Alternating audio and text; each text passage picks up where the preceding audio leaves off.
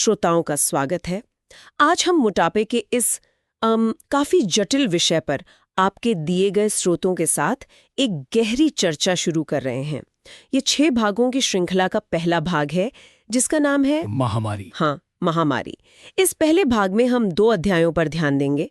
पहला, मोटापा एक महामारी कैसे बन गया, और दूसरा, मोटापे का आनुवंशिकी से रिश्ता। बिल्कुल। तो चलिए एक दिलचस्प सवाल से शुरू करते हैं जो ये स्रोत उठाते हैं। हाँ। हम अक्सर सुनते हैं, कम खाओ ज्यादा चलो। ये सलाह तो सीधी लगती है। हाँ, लगती तो है। पर अगर ये इतनी ही सरल है तो फिर मोटापा पिछले कुछ दशकों में इतनी बड़ी एक वैश्विक महामारी कैसे बन गया? और कभी कभी तो आप देखिए, स्वास्थ्य विशेषज्ञ डॉक्टर जिन्हें शरीर विज्ञान का पता होना चाहिए, वो खुद भी मोटापे से जूझते हैं। तो क्या हमारी समझ में ही कोई बुनियादी कमी है? बिल्कुल, यही सवाल स्रोत भी उठाते हैं। वो पारंपरिक कैलोरी अंदर बनाम कैलोरी बाहर वाले मॉडल को आप कह सकते हैं चुनौती देते हैं। अच्छा। हाँ, वो फर्क करते हैं सन्निकट कारणों में, जैसे कैलोरी का असंतुलन, और अंतिम कारणों में, मतलब कि असली गहरी वजह क्या है। तो सिर्फ कैलोरी गिनना काफी नहीं है? उनके अनुसार नहीं, क्योंकि अगर हम सिर्फ कैलोरी पर ध्यान देते हैं तो मोटापा अक्सर व्यक्तिगत इच्छा शक्ति की कमी मान लिया जाता है। हाँ, जिससे लोगों को शर्मिंदगी महसूस होती है, भेदभाव होता है। बिल्कुल, लेकिन स्रोत कहते हैं कि ये उतना सरल नहीं। जैसे गर्भावस्था में या प्यूबर्टी के दौरान वजन बढ़ता है, वो हार्मोन्स के कारण होता है, न कि सिर्फ ज्यादा खाने से। ये बात तो है। और अगर हम इतिहास देखें तो स्रोत बताते हैं कि मोटापा हमेशा इतना आम नहीं था। सही कहा। दिलचस्प बात यह है कि 1800 के दशक में ब्रिला सेवेरिन और विलियम बेंटिंग जैसे शुरुआती विशेषज्ञ मोटापे के लिए किसको दोषी मानते थे? किसे? आटे और स्टार्च को, मतलब परिष्कृत कार्बोहाइड्रेट्स को। बेंटिंग ने तो खुद कम कार्ब डाइट से अपना वजन घटाया था। हाँ, और ये कोई छोटी मोटी बात नहीं थी। लगभग 1 सदी तक कार्बोहाइड्रेट कम करना ही मोटापे का मानक इलाज माना जाता था। 1 सदी तक? फिर क्या हुआ? फिर आया 1950s का दशक। उस समय हृदय रोग की चिंताएं बहुत बढ़ गई। हाँ, हार्ट अटैक्स वगैरह। और शक की सुई घूम गई आहार वसा यानी डाइटरी फैट पर। उसे विलन बना दिया गया। अच्छा, तो फैट विलन बन गया? हाँ, और नतीजा, सलाह दी जाने लगी कि वसा कम खाओ। अब अगर वसा कम खाएंगे तो ज्यादा कार्बोहाइड्रेट खाएंगे। बिल्कुल। तो पोषण विशेषज्ञों ने एक तरह से मान लिया कि अब कार्ब्स नहीं, बल्कि सिर्फ कैलोरी ही मोटापे का कारण है। पूरी सोच ही बदल गई। लेकिन क्या सब सहमत थे? नहीं, यहीं पर एक और मोड़ है। जॉन यूटकिन जैसे कुछ वैज्ञानिक थे जो लगातार चेतावनी दे रहे थे कि असली अपराधी चीनी है, फैट नहीं। पर कह सकते हैं उनकी आवाज ज्यादा सुनी नहीं गई। उनकी आवाज दब गई। और फिर आता है वो महत्वपूर्ण साल 1977। यहाँ बात और पेचीदा हो जाती है ना? हाँ, बहुत। स्रोत बताते हैं कि वैज्ञानिक बहस अभी चल ही रही थी, पूरी हुई भी नहीं थी, कि सरकारी दिशा निर्देशों ने फैसला सुना दिया। सरकार ने तय कर दिया। क्या कहा उन्होंने? उन्होंने कहा, वसा का सेवन कम करो और कार्बोहाइड्रेट्स का सेवन बढ़ाओ, खासकर स्वस्थ साबुत अनाज। इसे बढ़ाकर कुल कैलोरी का लगभग 55 से 60% तक ले जाओ।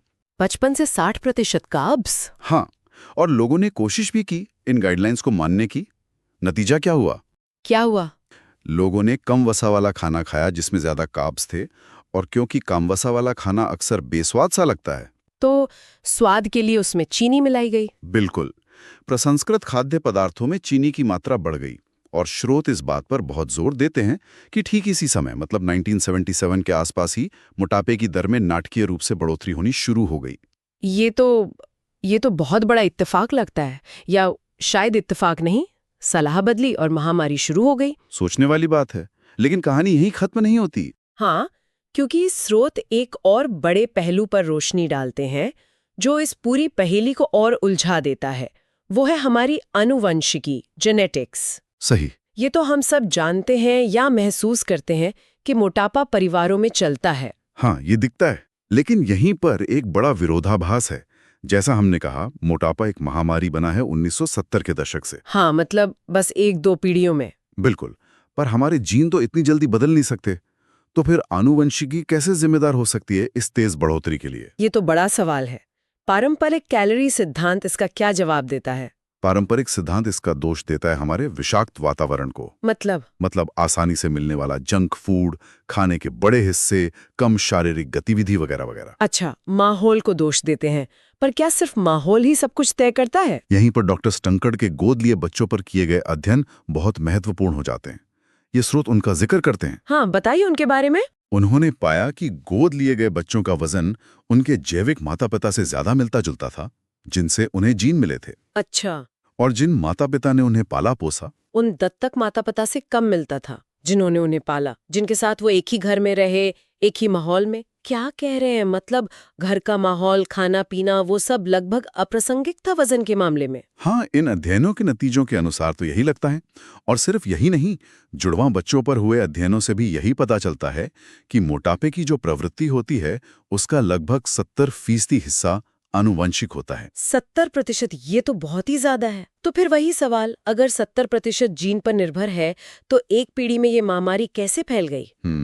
स्रोत एक और प्रचलित थ्योरी, थ्रिफ्टी जीन परिकल्पना, उसको भी खारिज करते हैं। हाँ, वो थ्योरी जो कहती थी कि अकाल के समय वसा जमा करने की क्षमता एक विकासात्मक फायदा था। हाँ, पर स्रोत कहते हैं कि जंगली जानवरों में या पारंपरिक समाजों में मोटापा दुर्लभ था और अक्सर तो दुबलापन ही जिंदा रहने के लिए बेहतर होता था। बिल्कुल। इसीलिए स्रोत एक वैकल्पिक व्याख्या की ओर इशारा करते हैं। क्या है वो? हो सकता है मोटापा एक जटिल हार्मोनल असंतुलन हो, जिसमें शायद उच्च रक्त इंसुलिन का स्तर एक केंद्रीय भूमिका निभाता हो। इंसुलिन, वो हार्मोन जो शुगर कंट्रोल करता है? हाँ, वही। इंसुलिन शरीर को वसा जमा करने का संकेत भी देता है, और जब इंसुलिन का स्तर ज्यादा रहता है तो शरीर जमा की हुई वसा को ऊर्जा के लिए आसानी से इस्तेमाल नहीं कर पाता। तो इसका मतलब ये हुआ कि शायद हमारे जीन और हमारा बदला हुआ खान-पान, खासकर ज्यादा कार्ब्स और चीनी वाला, हाँ, ये दोनों मिलकर हमारे हार्मोन्स को, खासकर इंसुलिन को प्रभावित करते हैं। संभवतः स्रोत यही संभावना जताते हैं कि हमारे जीन हमें कुछ खाद्य पदार्थों के प्रति, जैसे रिफाइंड कार्ब्स और चीनी, एक खास तरह की हार्मोनल प्रतिक्रिया के लिए तैयार करते हैं। अच्छा। और शायद जन्म से पहले माँ के गर्भ में मिलने वाला पोषण वातावरण भी बाद में मोटापे की प्रवृत्ति को सेट कर सकता है। ये पूरी तस्वीर को कम खाओ ज्यादा चलो से कहीं ज्यादा जटिल बना देता है। ये जानकारी वाकई सोचने वाली है।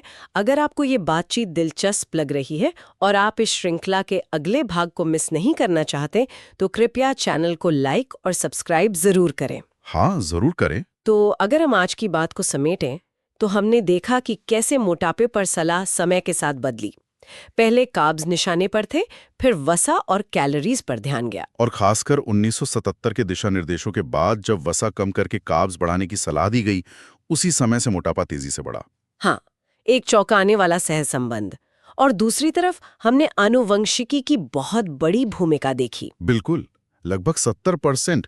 ये सीधे तौर पर उस विचार को चुनौती देता है कि मोटापा सिर्फ इच्छा शक्ति की कमी है। सही। ऐसा लगता है कि शायद आनुवंशिकी और हमारे बदलते आहार, खासकर बढ़ते कार्ब्स और चीनी, इनके बीच की कड़ी हमारे हार्मोन्स हो सकते हैं, जिसमें इंसुलिन एक मुख्य खिलाड़ी हो सकता है। तो यह सवाल उठता है कि क्या मोटापे का समाधान वाकई इतना सरल है जितना हमें दशकों से बताया जा रहा है?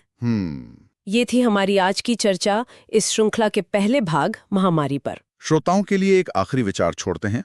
अगर मोटापा काफी हद तक आनुवंशिकी और हार्मोनल प्रतिक्रियाओं से तय होता है और ये प्रतिक्रियाएं हमारे आहार में हुए ऐतिहासिक बदलावों से प्रभावित हो सकती हैं, हाँ, तो फिर इस आधुनिक महामारी के संदर्भ में व्यक्तिगत जिम्मेदारी की सीमा कहाँ तक है और जैविक व सामाजिक कारकों की भूमिका असल में कितनी बड़ी है? ये एक बहुत बड़ा सवाल है। अगले भाग में हम इन्हीं पहलुओं पर और गहराई से बात करेंगे। सुनने के लिए धन्यवाद। धन्यवाद।